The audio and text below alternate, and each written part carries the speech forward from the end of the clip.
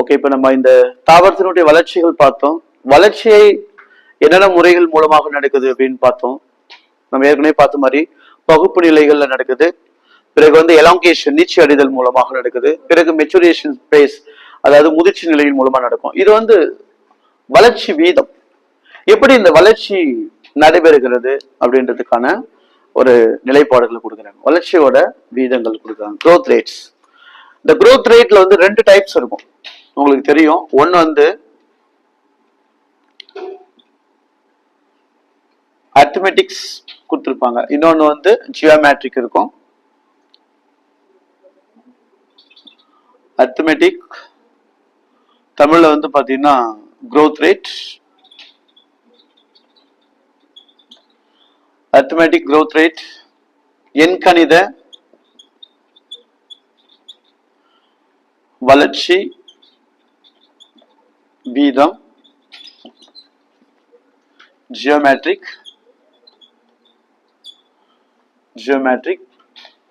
growth rate.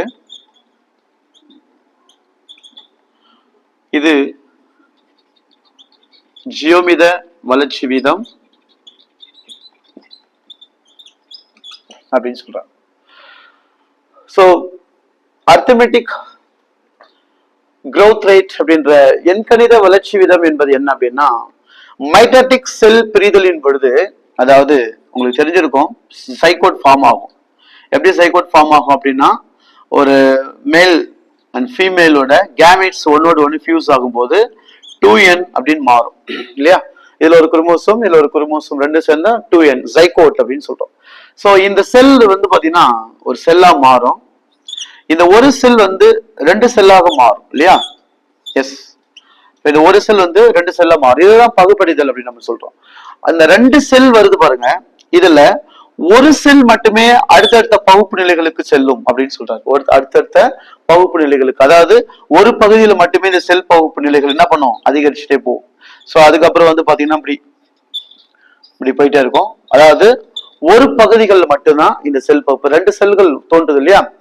Mitotic செல் பிரிதலுக்கு பிறகு ரெண்டு செல்கள் தோற்றுவிக்கப்படும். அதுல ரெண்டு செல்கள்ல ஒரு செல் பங்கேற்கிறது இல்ல, செல் டிவிஷன்ஸ்ல ஒரு செல் மட்டுமே செல் பிரிதலில் பங்கேற்கும். சோ இந்த நிலைப்பாடுகளுக்கு தான் எண்கணித வளர்ச்சி வீதம் அப்படின்னு சொல்றோம். அப்ப ஜியோமெட்ரிக்னா என்ன சார் அப்படின்னா, ஜைகோட்ல இருந்து ஃபார்ம் ஆகுற செல் ஒரு செல்லு. சோ இது என்ன பண்ணுது, ரெண்டு செல்லா மாறுது இல்லையா? இந்த ரெண்டு செல்களுமே அடுத்தடுத்த ப்ராசஸ்க்குள்ள போகும், அடுத்தடுத்த ப்ராசஸ்க்குள்ள சோ பங்கேற்கும் அப்படின்னு சொல்றாங்க. அப்ப இதுதான் வந்து என்னன்னு பாத்தீங்கன்னா ஜியோமித வளர்ச்சி வீதம். அப்ப எண்கணிதம் சொல்லும் போது என்ன சொல்றாங்க அப்படின்னா, ஒரு செல் மட்டுமே செல் பகுப்படிதல், மைட்டோடிக் டிவிஷன்ல ஒரு செல் மட்டுமே பகுப்படிதலில் பங்கேற்கும். இங்க அப்படி இல்ல, ரெண்டு செல்களுமே பகுப்படிதல்ல பங்கேற்கிறது அப்படின்னு சொல்றாங்க. இத எண்கணித வளர்ச்சி, தாவர வளர்ச்சி வீதங்கள் பற்றி சொல்லணும் அப்படின்னு கேட்டா, தாவர பாகங்களின் வளர்ச்சியை, தாவர பாகங்களினுடைய வளர்ச்சியை, அந்த வளர்ச்சி நிலையை வந்து பாத்தீங்கன்னா நாம் வரைபடம் வரைந்தால், அதாவது தாவரத்தினுடைய வளர்ச்சியை, பாகங்களின் வளர்ச்சியை வரைபடம் வரையும் பொழுது அது நேர்கோட்டாக அமையும். அதாவது தாவரங்கள் வளர்ச்சியுடைய ஒண்ணுல தாவரங்களுடைய பாகங்களின் வளர்ச்சியை அதன் காலத்திற்கு எதிராக வரைபடம் வரைந்தால் அது நேர்கோட்டில் அமையும். தாவரங்களுடைய பாகங்களின் வளர்ச்சியை அதன் காலங்களுக்கு எதிராக வரைபடம் வரைந்தால் அது நேர்கோட்டில் அமையும். இதான் அந்த கான்செப்ட்.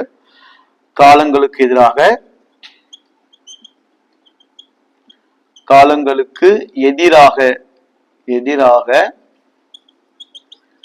வரைபடம் வரைந்தால் அது நேர்கோட்டில் அமையும்.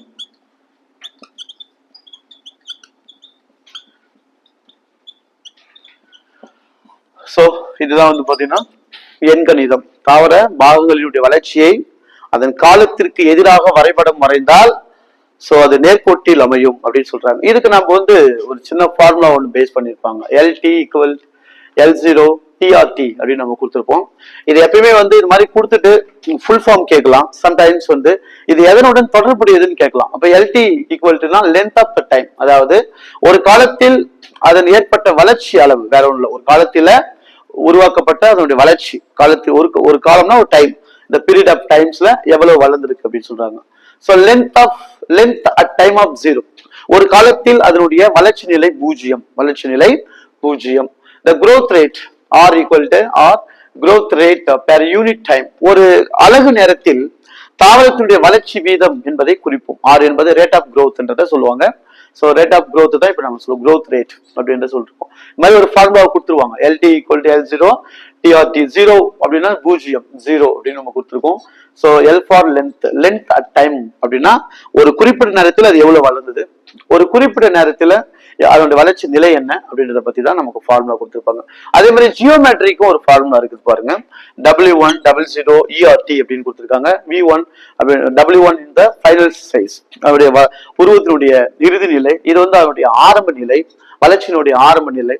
சோ இது வந்து பாத்தீங்கன்னா base of the natural log அதனுடைய மடக்கை அளவு. சோ இது வந்து வளர்ச்சி வீதம், இது வந்து பாத்தீங்கன்னா அந்த நேரத்தில் அறியப்பட்ட வளர்ச்சிகளினுடைய அளவு. இந்த மாதிரி ஒரு ஃபார்முலாவை கொடுப்பாங்க. ஃபார்முலாவை ஞாபகம் வச்சுக்கோங்க. இதுதான் growth rate. So growth rate அப்படின்னா மெயின்லி இது consist two type. One is the arithmetic growth rate, another one geometric. So arithmetic is nothing but இது என்ன சொல்றான் அப்படின்னா, சோ அந்த தாவர பாகங்களினுடைய வளர்ச்சியை நாம் அதன் காலங்களுக்கு எதிராக வரைபடம்